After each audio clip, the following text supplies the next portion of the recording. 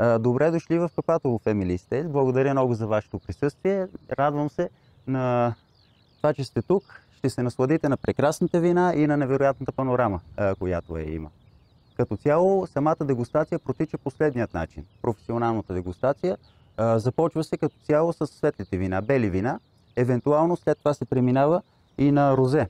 Идеята на това нещо е, че белите вина, светлите вина са с по-ниско алкохолно съдържание и имат по-лек, по-приятен вкус, така погледнато, и консумацията им основно летните месеци. Тогава, когато е по-леко, по-приятно да се консумират, не са тежки, не са натоварващи вина, както са, да речем, част от червените вина, които пък от друга гледна точка се консумират и са предпочитани за зимния период. Тогава пред камината, с снега и с хубавите мезета и най-вече с хубавата компания. Първото нещо, което го имате, аз сега ги повтарям, самите вина. Това е нашето невероятно вино, бяло вино. То е два сорта, Sauvignon Blanc и Viognier. Реколтата е 24-та година. Едно много хубаво, веднага ще го усетите вино, като тук самият сорт Sauvignon Blanc е преобладаващ, или както ние го наричаме, доминиращ вид, с по-голямо процентно участие. Около 70% мисля, че. А Viognier, което е отдолу, е с много лека идея по някакъв начин да промени самият оригинален вкус на Sauvignon Blanc. Леко киселиността му да се избегне. А тук е направен така нареченият купаж. Като под купаж в винения свят се разбира комбинирани повече от един сорт грозде, да речеме. Не е чисто. Сега тези вина, които са тук, да речеме, това е чист сорт сира. Чист сорт Petit Verdot, чист сорт Chardonnay. А тези са вече комбинации, смесица от различни сортове, така наречения купаж, който се прави. Кой е разлика между купаж и сепаж? Има ли? По принцип да, има разлика. Разликата е в начина на престой на самото грозде в съдовете. В единия случай, да речеме, Sauvignon Blanc се поставя отделно в един съд, а Viognier в друг съд. Не се смесва. Смесва се най-накрая сока, който се пуска от самите зърна. А в другия случай, който вие казвате, купаж и сепаж, мисля, че беше, двете гроздета се поставят в един съд. И там, в един съд, там заедно седят и вече там се получава самата смесица от тези неща. И то вече е въпрос на технология, въпрос на предпочитание и главният технолог както прецени. Така че да започваме. Да. Или още да ви умайвам. Докато, да.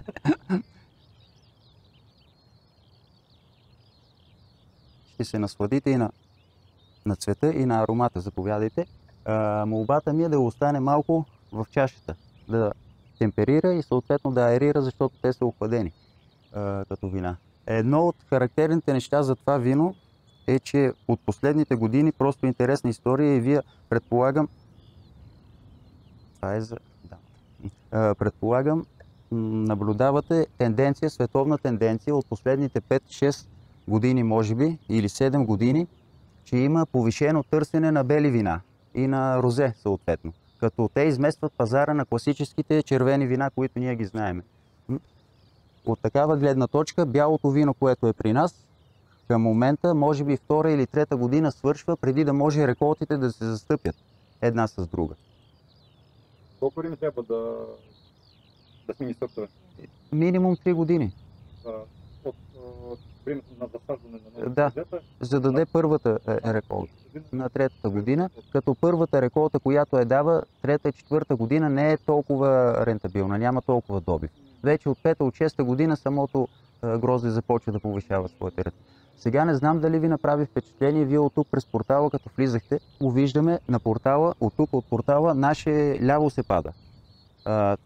Този участък и тук по пътя, като минете, няма лозови насаждения. Не знам дали ви направи впечатление. И на излизане после ще ги видите. Значи тук в този район преди няколко месеца имаше много стари насаждения на червен сорт. Много стари насаждения, обаче те вече не се използват в купажи. От една страна, от друга страна с тенденцията на повишаване на търсене на белите вина и на розето. Сега ние ги изкоренихме есента и от тази пролет на тези места ще се увеличи насъждението на бели сортове. Защото бялото вино ни свършва на практика. Март, април вече чакаме самите пръчки да пристигнат. Терена е подготвен, почвата е подготвен от Франция. От Франция, да. От Франция този масив, който го виждате тук пред нас до пътя, това са бели сортове. А това, което го ползваме ние, вионието е тези насъждения, буквално тези пръчки. Вионие, след това е шардоне и сувиньон блан по-натам. Всяка година е различно нещо. Сега ще увеличиме предвиждането, но точно като брой бутилки трудно мога да ви кажа. Защото по друг начин ще ви ориентирам, ако им позволите. Имаме тази стандартната бутилка, която я виждате от една страна. От друга страна, там над бара са подредени по-малки бутилки. На половината на тези, които са различни като грамаж. Освен това имаме и производство на вино в кашончета, в боксове. И буквално колко бутилки конкретно от тези, като добив не мога да ви кажа, защото добивът се разпределя вече на различни разфасовки, на различни грамажи. Но ориентировачно всяка година от целият добив, който го имаме, белите, червените сортове, на практика минимум е 65, 70 до 80 тона. А може да достигне и до 100 тона да отидат в Винпром. И там вече се прави сметка каква заявка е дадена, както от тази новата реколта, която ще дойде и от другата година ще има по-голямо търсене и съответно по-голяма заявка на бели вина и на розе. За сметка на червените вече, които са. Поне тенденцията на пазара е такава. За мое най-голямо съжаление, но аз съм почитател на червените вина. Дали вие дегустирате виното от други тринавски или само... Бил съм на дегустации, да. Бил съм си на дегустации тук при наши съседи дори. Извинявам се, не съм дегустатора на другите изби. Като съседи просто си отиваме, купуваме си вино, всяка изба си има собствен дегустатор. Технолози, с които си работят, нали, всяко имение, така да го наречем. Си има един екип, който ги провежда тези неща като дегустация. И всяка изба си има и различни сортове, различни купажи вина, които са направени. И тук, да речеме, наши съседи има, които работят изцяло с български сортове и наблягат основно на прословутата, вие знаете, този вид, който е ендемичен за нашия район, широка мелнишка лоза. Така, той има 3 или 4 подвида. Оригиналният сорт е широка мелнишка лоза. Но от 90-те години, още по времето на АПК и на ТКЗС, държавата прави подвидове. Примерно Мелник 55, Мелник 1300, по повод 1300 години от България, те са подвидове и подсортове на широка мелнишка лоза. И наши съседи имат оригиналния широка мелнишка, с един и с два подвида си правят купажи, правят комбинации. Изкуство, виното е изкуство, просто опит. Ние ако се говорим розето, ще го опитаме към 7:30 вечерта, така погледнато. А виното е една от напитките и според мен единствената напитка, която социализира, контактува с хората. Така, на малко вино може да си говорим часове наред, буквално. Два сорта са Гренаж и Мурведър. Иначе тази комбинация, тя е на около 50% и Гренажа и Мурведър. Няма такава фрапираща разлика. И се получава така, че по мнение и по съвет на самото грозде, ние сме го взели от Франция, френски пръчки са. По мнение и съвети на френските специалисти, те отглеждат във Франция Гренаж и Мурведър основно за това розе, което се прави в момента. Само за това розе. Като комбинация го правят.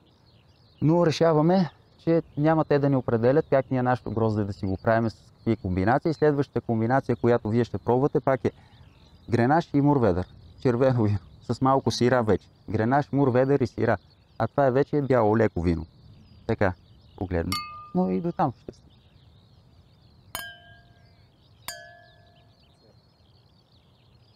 Той има един много интересен, хубав цвят. Самото розе. Желеща ще цъфтя към април? Април, да. Април и при тях интересното е, че е по-ранен сорт. Те са засадени с идеята, че тук долината, цялата долина, времето е много меко, много хубаво. Не е като останалата част на България, защото ние сме обградени от 5 планини тук. И това, което го виждате отдолу е Гърция. А оттам от Гърция, Бяло море е от тук по права линия на 100 км.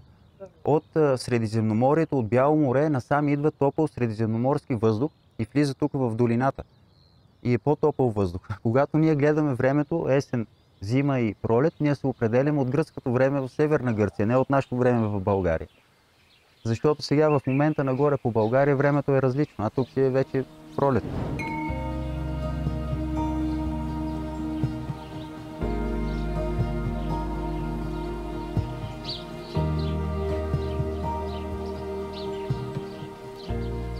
Това нещо, което сега ще го опитате Шардоне 21 година, чисто шардоне, то е с награди, които са печелили. Вие можете да ги разгледате след това. 12% и половина участие алкохолно съдържание. Да, като тези са. Които са, но е едно много интересно нещо, нещо невероятно. Аз, който не съм почитател на белите вина, на розетата, това много приятно го консумира.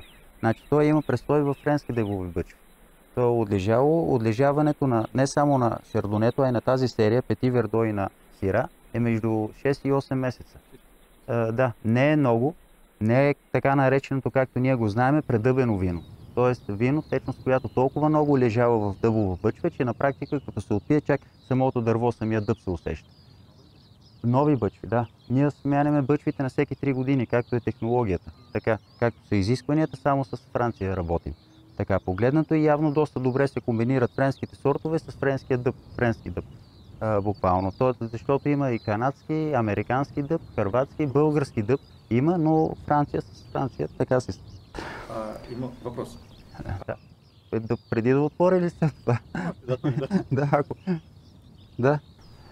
Защо вие работите само с френски сортове? Сега ще ви обясня. Това е част от историята на Капатово Family Estate. И има защо на практика. Ние сме като основаване на имението 1992 година. Още миналия век. И то е свързано пряко и с историята на самата долина, която има. До 90-та година, на практика, тук всичко е държавна собственост. Държавата го владее. Както в бившия Съветски съюз, всичко е държавата. ТКЗС, АПК и така нататък. 95% от цялата земя тук е с лозови насаждения. Широка мелнишка с грозд. Обаче от 90-та година натам държавата се връща земята на собствениците. Буквално. И се получава така, че всички масиви, които са били тук, над 95% от масивите, в един момент започват да се изкореняват, собствениците си връщат земята. По 2, по 3, по 5 декара. Всеки да има. И технически погледнато, това се прави за контакт, да се види течността как е на корковите тапи. Евентуално да се усети, ако имал някакъв проблем с самата коркова тапа. Ако искате, може да усетите. Сега не е пълния точно аромат на тапа. Това е част от дегустацията. Но има връзка с течността. Тапата е нормално намокрена и е относително, примерно, вижте тук горе-долу до средата, докъдето е била течността, не е по-нагоре. Ако е по-нагоре, т.е. от външната част вече, значи е вероятно самата тапа, корка да не е добре. И въздух вече да влиза навътре, което не е добре като цяло. Но дори и така, ако има малък такъв проблем, виното може да се консумира, не е вредно за нас. Обаче тук по самата тапа и във виното вече вътре започват да се развиват едни малки микроорганизми, които за нас са безопасни, но променят пък самото качество вече. И сега и един аератор да сложим и вече да го пробваме. А тези машинки са два вида. Аератори и капачета. После ще ви покажа и самото капаче. Кое е? Защото има определена функция. Това нещо, което се представлява. Да, вътре влиза въздух. Така. Сега е просто още малко да го оставите да изчака да темперира. Заповядайте за това нещо. То сега ще се разтвори вече, от хладилника излиза. Буквално ще темперира и аерира двата израза. Темперира, свързано с температурата да започне да изравнява, аерира е да почне да се отваря от въздуха, да пуска ароматите, които ги има вътре. И затова, която и бутилка, ако изкараме от хладилника, най-скъпото вино да е, веднага ако го отворим, ако го подушим, нищо няма да усетим. Защото въздуха вътре... Да. И вече е така, като постои малко, започва да се усеща самото вино. Заповядайте. И самият, дори да не сме специалисти по вино, което е отлежало в дъб, веднага може да се усети, че има една хубава интересна плътност. Обаче, нали, белите вина и розето по принцип се консумират охладени, по-охладени. Те дори в хладилната витрина са на различна температура. Те стоят в горната част на витрината на по-ниска температура. А червените вина са в долната част на витрината на малко по-висока температура. Да.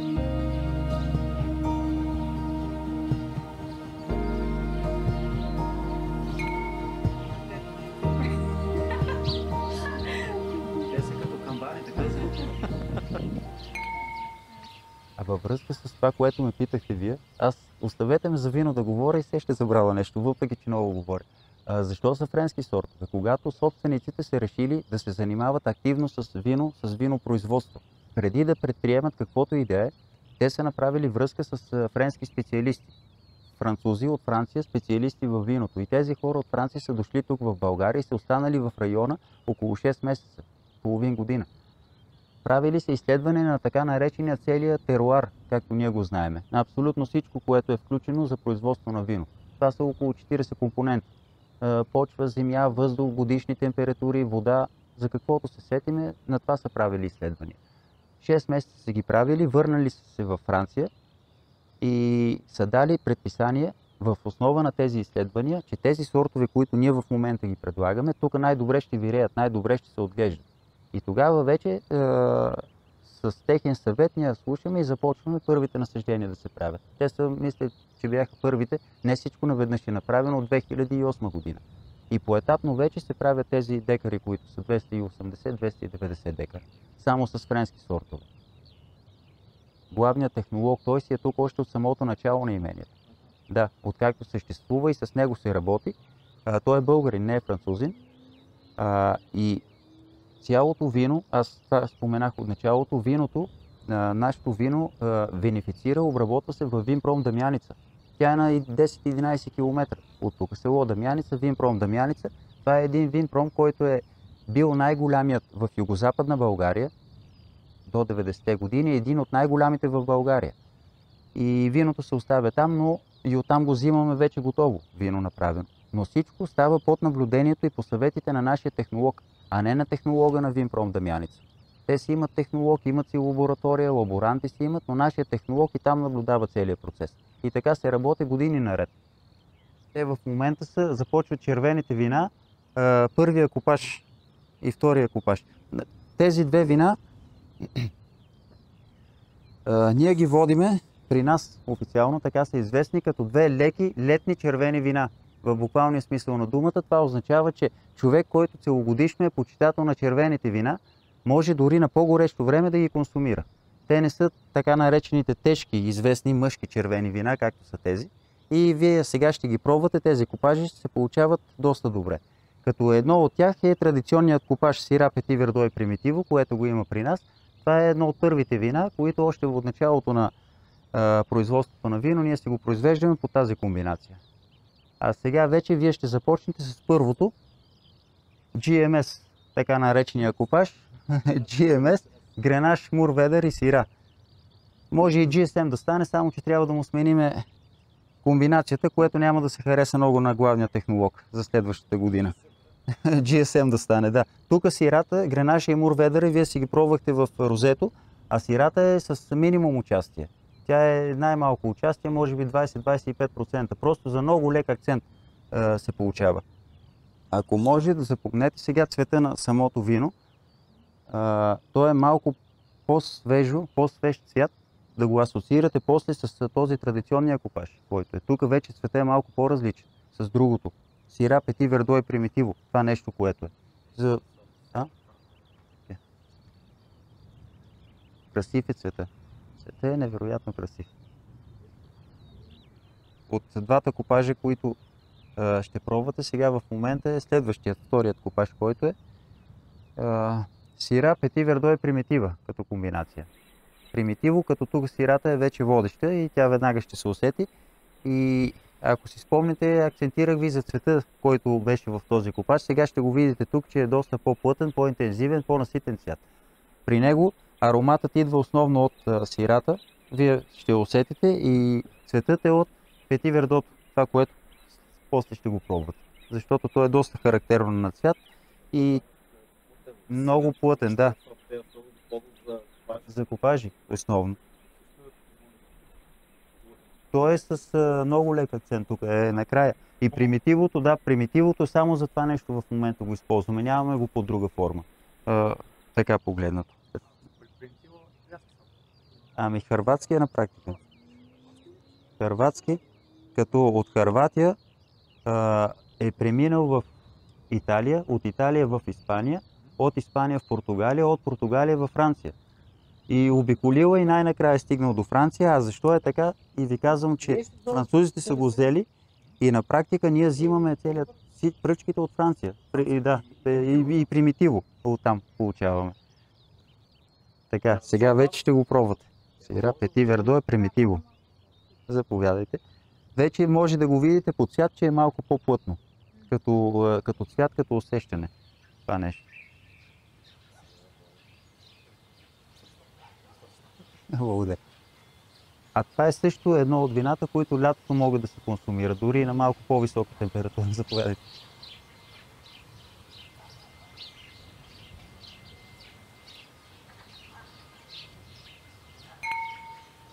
Пети Вердо, той е френски сорт. Сега от Франция Петит Вердот ние сме го изписали. Французите, доколкото знам, в част от регионите го казват и Пет Верт или Пет Пит, което означава нещо малко зелено, доколкото може да го комбинираме така във Франция. И по информация от френска страна, те го отглеждат основно за купажи в Франция. И за комбинация да се прави. Доколкото знам, сега в България стопанствата, които отглеждат чисто Пети Вердо в по-голями количества, са може би между 4 или 5, не повече. Едно от тях сме ние като стопанство. И по тази причина, когато ни посещават любители, ценители на виното, и има хора, които за първи път се сблъскват с чисто Пети Вердо, защото много трудно може да се намери в търговската мрежа или поне по голяма част от магазините. Доста трудно се намира. И вие го пробвахте преди малко в този последния купаж от сира Пети Вердо и примитиво, което го имате. Обаче сега тук вече ще се пробва чисто това нещо, което се е получило от 21 година реколта и всички имат вода, вече предполагам, защото характерното за това вино е, то е единственото, което го има тук при нас, е с много лека идея повече таниново съдържание, или т.е. малко по-сухо. Не много по-сухо, не е натрапчиво по-сухо, но малко по-сухо, танините вътре му се усещат в това отношение. Другото нещо, което е характерно за него, специфично е цвета, който сега ще го видите. Самият цвят е доста специфичен и дори за сега е хубаво, естествено, времето е хубаво, все още има естествено осветление. Аз ще ви дам след малко и тестерите да ги пробвате. Когато постои за известно време в чашата, може би на втората или на третата минута от този цвят, който го има в момента и който вие ще го видите, той започва да си променя цветя и добива леко тенък на цвят индиго. Като индиго се превръща. Ароматът също му е доста особен. Може да се види неговия интензитет. И самият цвят, това нещо, което се променя, съответствие, ще се забележи след като постои малко така на въздух, като се аерира. И още едно от нещата интересни, характерни за това вино, или поне при мен е така със сигурност, като цяло, сега ние като си опитваме от дадено вино, си знаем една глътка, две глътки, има си аромат, има си цвят, има си визия, обаче характерното при това вино е, че то се отваря, както ние си го знаем, то се отваря може би на трета или на четвърта глътка.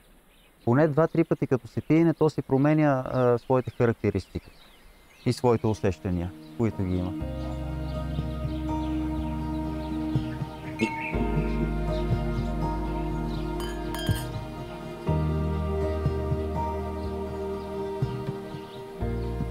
Нравится видно?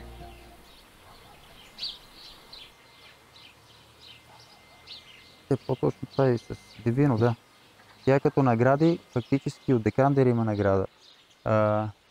В топ 10 на 6-то място на национално ниво е като най-добрата сира в България, а пък също така от Дивино се води като най-добрата сира в долината на река Струма. И от Декандер вече има отделно награда. Точно тази реколта. 20-та година явно реколтата е била доста сполучлива, специално за сирата. Последното е това нещо, което може да го видите. Сира Пети Вердо и... сира Пети. Чиста сира. Реколта, да, 20-та година, аз вече по инерция така ги правя. Тя си е, колкото и нежно наименование да има сира или шира, си е на практика хубаво, достойно мъжко вино, както ние го водиме. Моето любимо вино е и колко пъти се опитвам да го прилъжа, да го излъжа малко с солетки или с пастъчки, не ми се получава номера. Само така да се мине с това нещо. И иска си доста сериозно нещо си иска.